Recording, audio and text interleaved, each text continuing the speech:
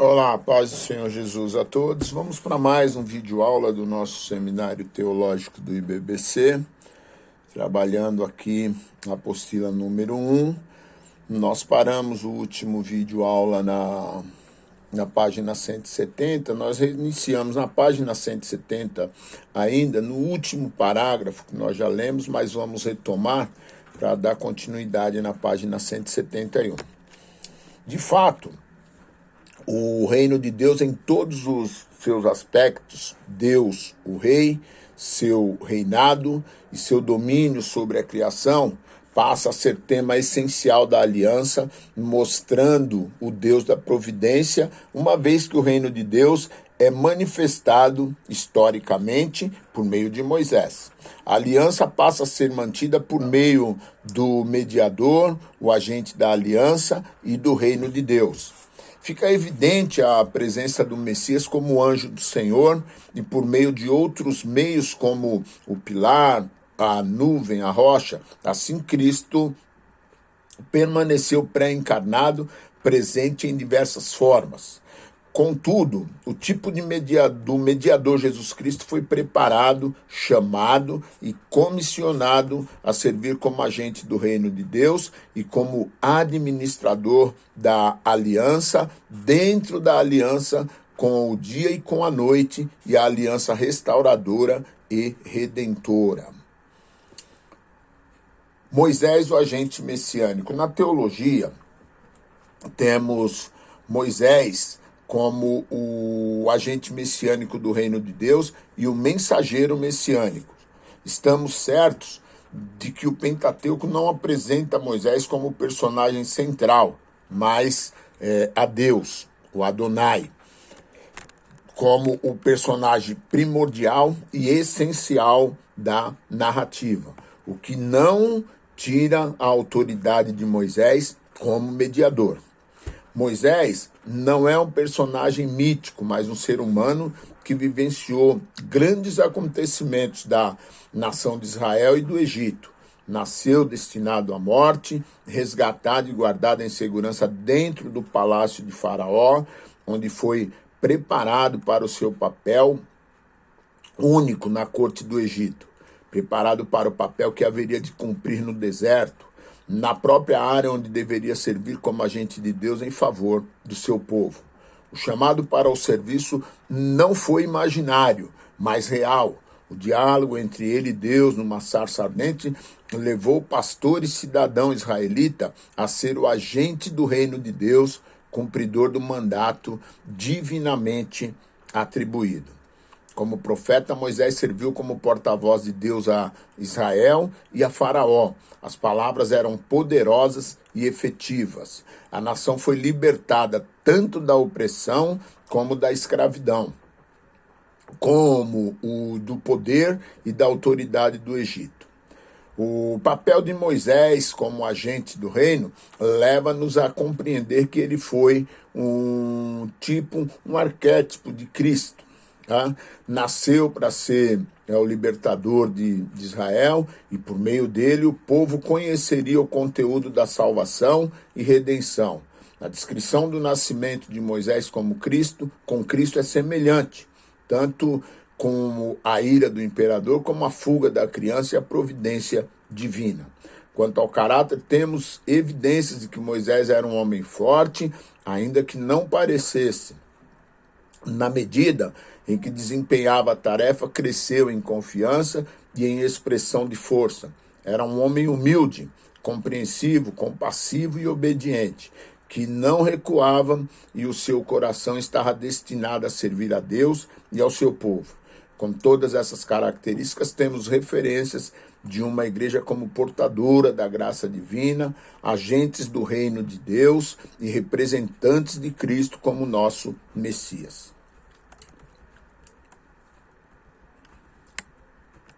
Página 173, a luta entre a semente de Satanás e a semente da mulher, predita lá em Gênesis. Analisando o Êxodo 5:22 e 10:29, encontramos 4 situações que caracterizam o conflito entre o reino de Deus e o reino de Satanás. Podemos entender que o relato das atividades de Moisés como mediador e agente do reino e as implicações dessa atividade diante de Faraó mostram claramente a luta entre a semente da mulher, representada por Moisés, e da semente de Satanás, representada pelo Faraó do Egito.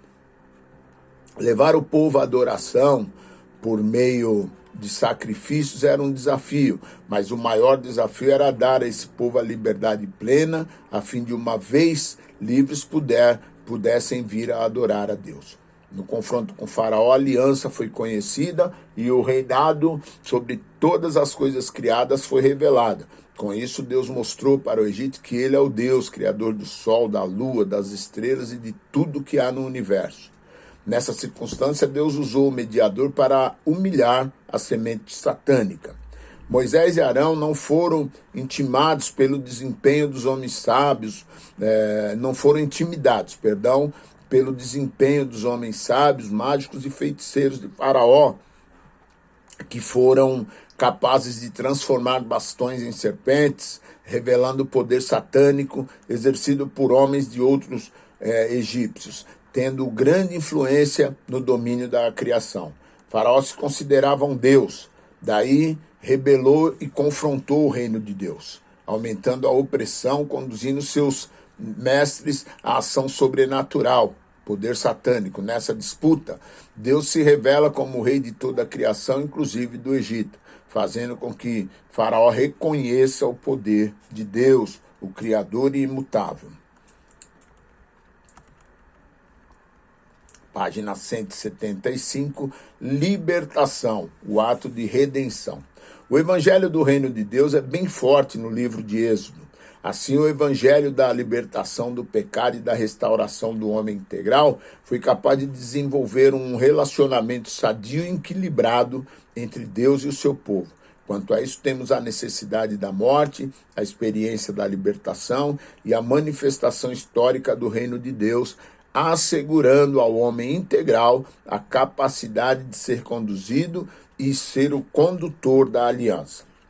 Para que a libertação fosse efetivada, houve a necessidade da morte, devido à declaração divina no Éden quanto à consequência do pecado, e isso levou o ser humano a se afastar da comunhão, do amor que reflete na cessação eventual da vida, respiração e circulação sanguínea, e, claro, a morte espiritual.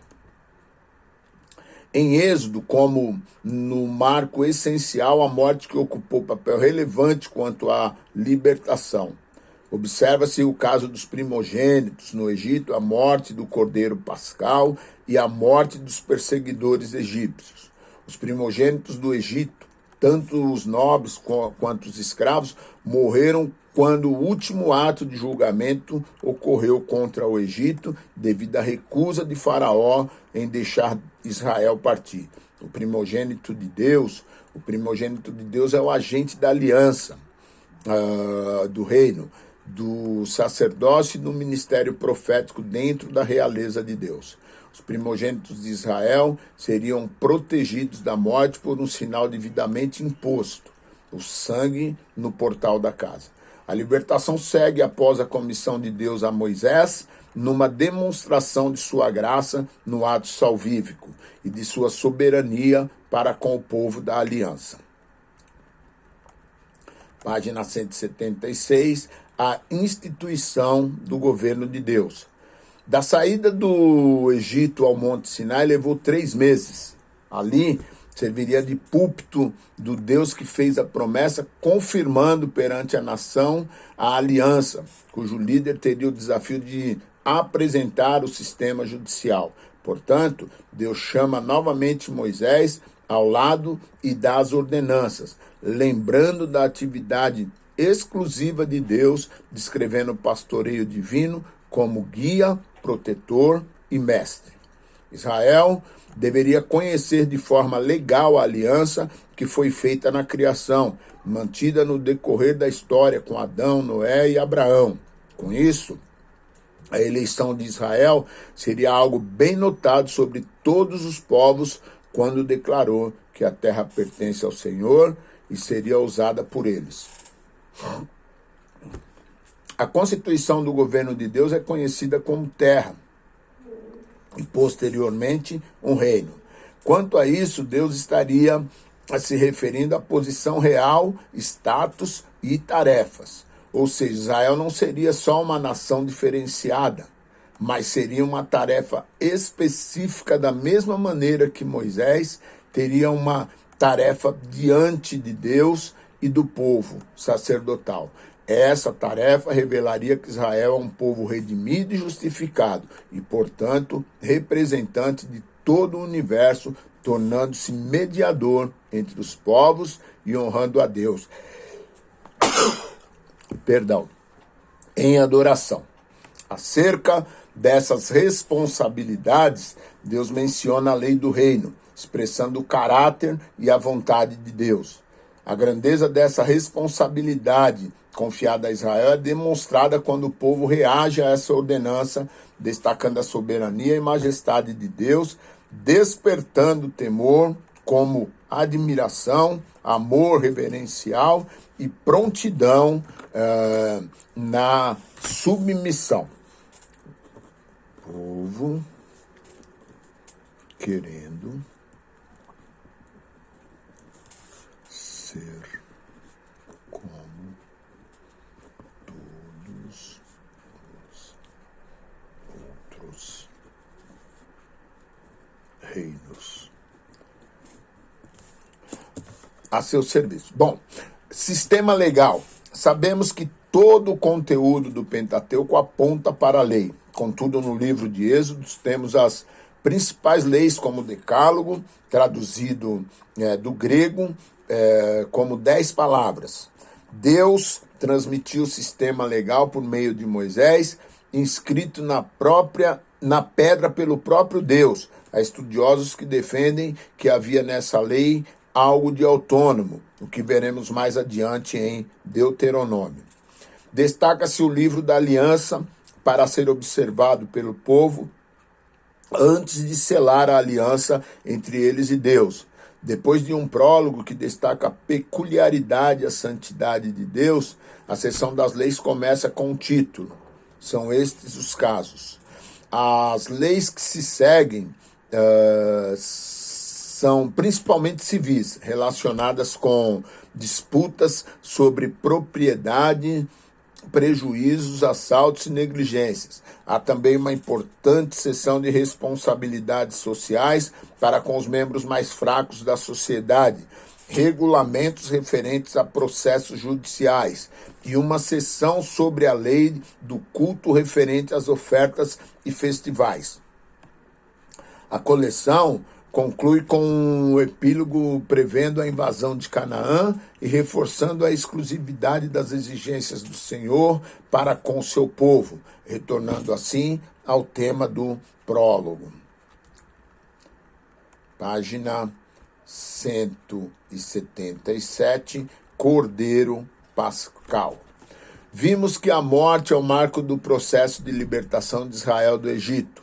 Contudo, destaca-se o memorial desse marco histórico, que é o Cordeiro Pascal. Nesse relato encontramos o termo Páscoa do Senhor, referindo-se ao cordeiro que seria selecionado para ser morto. O termo Páscoa vem do hebraico como cochear, manquear, ser coxo, ainda que haja outros exegetas que defendam o nome com relação ao marco histórico. Também pode ser entendido como sopro de Deus contra os egípcios. Entretanto, a ideia conservadora seria: eu passarei por vocês, referindo-se àqueles cuja porta estivesse marcada com sangue. O animal designado foi o primogênito, novo, sem mancha ou defeito, e que mais tarde seria utilizado pelo profeta Isaías como um símbolo do servo sofredor.